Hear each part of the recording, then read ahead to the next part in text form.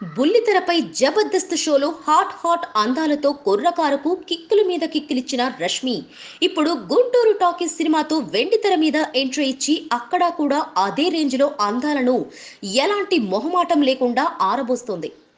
గుంటూరు టాకీస్లో ఆమె అందాల ఆరబోతకు అదిరిపోయే రెస్పాన్స్ రావడంతో రష్మి వరుస పెట్టి సినిమాల మీద సినిమాలు చేస్తోంది.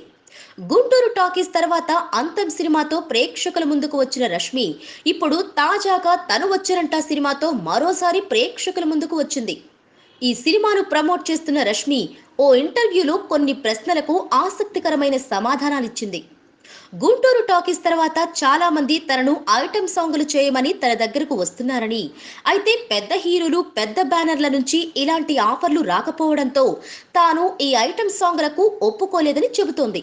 భవిష్యత్తులో కూడా ఐటెం సాంగ్ చేయాలంటే పేరున్న హీరో లేదా పేరున్న బ్యానర్ సినిమాలోనే చేస్తానని ఖరాఖండిగా చెప్పేస్తోంది.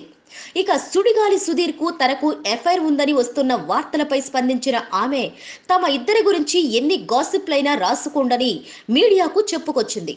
అలాగైనా తనకు బాగా పబ్లిసిటీ వస్తుందని అంటుంది. ఇక తనపై వచ్చిన వ్యభిచారం ఆరోపణలు తనను చాలా బాధ పెట్టాయని, ఆ నిందను తాను మోయలేకపోయానని వాపోయింది ఈ hot anchor come heroine. Please subscribe. Hi, it's me Purna. Please subscribe.